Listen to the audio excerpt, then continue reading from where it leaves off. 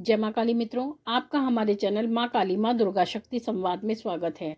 मित्रों, अगर आप हमारे चैनल पर नए हैं तो हमारे चैनल को सब्सक्राइब कीजिए, लाइक कीजिए, शेयर कीजिए। साथ ही नोटिफिकेशन बेल को भी प्रेस कीजिए, जिससे हमारी आने वाली वीडियोस का नोटिफिकेशन आपको तुरंत मिल जाए। मित्रों, आज का जो विषय है वो विषय ये है कि पहले जो वीडियो डाली गई थी वो डाली गई थी सप्तमी व्रत पर, और जो अब ये वीडियो डाली जा रही है वो है सप्तमी व्रत के उद्यापन पर। पहले हम आपको थोड़ी सी सप्तमी व्रत की जानकारी दे देते हैं। देखिए, जो सप्तमी का व्रत होता है वो माँ काली का होता है। तो जो लोग माँ भगवती की आराधना करते हैं, महाकाली की आराधना करते हैं, और जो उनके उपासक होते हैं या सामान्य व्यक्ति भी होते हैं, वो लोग माँ काली को प्रसन्न करने के लिए सप्तमी का व्रत करते हैं। भगवती के जो कुछ मुख्य दिन होते हैं उसमें एक तो सप्तमी होता है, एक शनिवार होता है, और एक चतुर्दशी का दिन होता है। तो ये 3 दिन ऐसे होते हैं जो माँ काली के मुख्य माने जाते हैं। तो उसी में से सप्तमी का दिन भी माँ भगवती को विशेष प्रिय होता है। तो उनकी प्रसन्नता हेतु सप्तमी के व्रत किए जाते हैं, और सप्तमी व्रत में आपको फलाहार का सेवन करना होता है। एक समय भोजन करना होता है और वो फलाहार होता है। बाकी आप दिन में चाहें तो फ्रूट्स और ले सकते हैं, चाय ले सकते हैं, दूध ले सकते हैं, लेकिन शाम को पूजा करने के बाद में आपको केवल फलाहार करना होता है। तो बाकी जो विधि है, संपूर्ण विधि हमने आपको दूसरी जो वीडियो है उसमें बता दी है। इसमें हम केवल आपको उद्यापन की विधि बताएंगे। तो इसमें 2 तरीके होते हैं। देखिए, अगर आपने सप्तमी का व्रत किया है, यानी किसी मनोकामना हेतु किया है कि मैं इस मनोकामना हेतु 11 सप्तमी या 9 सप्तमी या 7 सप्तमी का व्रत रखूंगी, क्योंकि सप्तमी जो होती है वो महीने में 2 बार आती है। तो इसलिए आप एक महीने में 2 व्रत रखते हैं। तो इसी प्रकार से आप अगर एक निश्चित संख्या में व्रत करते हैं कि 11, 21, 7, 9, जैसा भी आपकी स्थिति होती है, जैसा भी आप मनोकामना करते हैं, तो ऐसी परिस्थिति में जो सप्तमी का व्रत होता है उसका उद्यापन आवश्यक होता है। तो उसके लिए आपको क्या करना है, पहले तो हम आपको ये बताएंगे।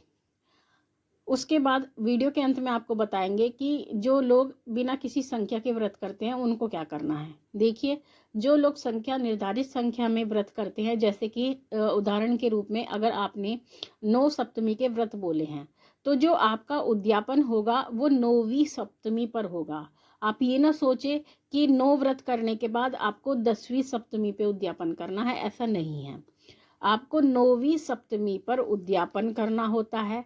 और जब आपका व्रत पूरा हो जाए, यानी शाम के समय जब आप अपना पूजा पाठ कर लोगे, तो उस समय पर जिस दिन आपका उद्यापन होगा, आपको 4 या 5 बजे तक अपनी पूजा कर लेनी है। और पूजा करने के बाद में आपको कन्या पूजन करना है। इसमें जो है कन्या पूजन का विशेष महत्व होता है, क्योंकि जो लोग शक्ति की उपासना करते हैं, चाहे आप शक्ति के किसी भी रूप की उपासना करें, आराधना करें, चाहे माँ दुर्गा की करें, माँ काली की करें, माँ वैष्णो की करें, उसमें जो मुख्य विशेषता मानी जाती है, क्योंकि भगवती शक्ति की उपासना में कन्याएं हमेशा उनके आसपास खड़ी रहती हैं उनकी सेवा में।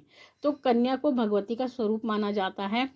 तो आपको कन्या पूजन करना है। जितनी आपने सप्तमी की है, जैसे कि आपने 9 सप्तमी की है, तो कोशिश ये करें कि आप 9 कन्या का पूजन करें, यानी 9 कन्याओं का पूजन आपको करना है। और चाहे आपने 7 सप्तमी की है, तब भी आप 9 ही कन्या का पूजन करें, ऐसा भगवती आदेश देती है।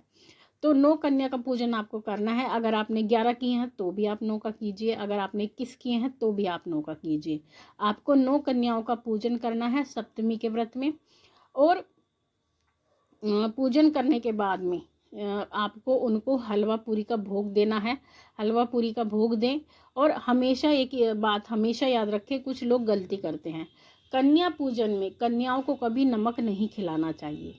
ये बात आप विशेष ध्यान रखें। कुछ लोग क्या करते हैं, अपने घर में जब कन्या पूजन करते हैं तो उनको नमक खिलाते हैं, जबकि नमक कन्याओं को नहीं खिलाना चाहिए। कन्या पूजन के लिए आपको हलवा पूरी बनाना चाहिए। हलवा पूरी बनाएं। और नारियल, आपने जो अगर नारियल रखते हो पूजा में तो अलग बात है, अगर नहीं रखते हैं तो उस दिन आपको नारियल का भोग भी कन्याओं को देना है, और नारियल का भोग ही भगवती के चरणों में रखना है। यानी आपको एक नारियल लाना है, उसको फोड़ के आधा तो आप अपने घर परिवार के भोग प्रसाद के लिए रखें, और आधा आपको कन्याओं को देना है। तो इस प्रकार से आपको हलवा पूरी ना और नारियल जो कच्चा गोला होता है वो पानी वाला और एक दक्षिणा, साथ में अगर हो सके तो लाल चुनरी भी दे सकते हैं। बाकी आपकी जो भी सामर्थ्य बनती है, आप श्रृंगार दें, चुनरी दें, और जो आपका सामर्थ्य है वो आप कन्याओं को दे सकते हैं और यथाशक्ति दक्षिणा दें। तो इस प्रकार से आप 9 कन्याओं का पूजन करें और 9 कन्या का पूजन करने के बाद में भगवती को भी हलवा पूरी का भोग लगाएं।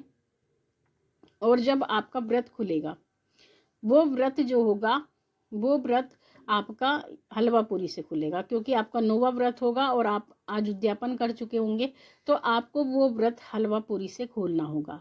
तो इस प्रकार से आपको सप्तमी का व्रत करना है और सप्तमी का व्रत यहाँ पर आपके उद्यापन की जो विधि है यहाँ पर संपूर्ण मानी जाएगी। अगर आपने बाकी कोई भी चोला श्रृंगार भगवती का रखा है सप्तमी व्रत के प्रारंभ के समय, वो आपको भगवती के जो मंदिर होते हैं, माँ काली के जो मंदिर होते हैं, वहाँ पे वो चढ़ा के आना है, या फिर आप उस चोला श्रृंगार को किसी सुहागन स्त्री को भी दे सकते हैं।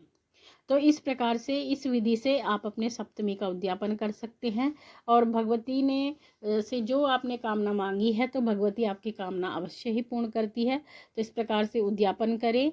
ये थी आपके सप्तमी व्रत के उद्यापन की विधि। आगे माँ भगवती से यही प्रार्थना करते हैं कि वो आपके भंडारे भरती रहे, आपकी सभी मनोकामनाओं को पूर्ण करती रहे, आप पे अपना पूर्ण आशीर्वाद बना के रखे। आपसे फिर मिलेंगे अपनी अगली वीडियो में। तब तक के लिए जय महाकाली, जय महाकाल।